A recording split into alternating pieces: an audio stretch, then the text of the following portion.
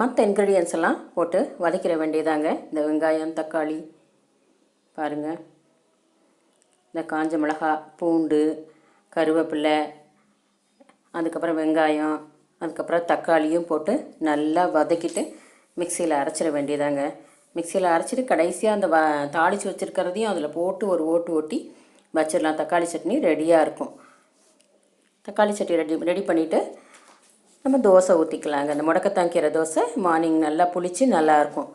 Evening அரைச்சி வச்சு மூடி வச்சுட்டு மார்னிங் தான் அதை சுடணும். அப்போ சூப்பராக நீங்கள் எப்படி மாவு தோசை சுட்டால் நல்லாயிருக்கும் அதே மாதிரியே சூப்பராக பேப்பர் வச்சுமே மொறுன்னு வருங்க.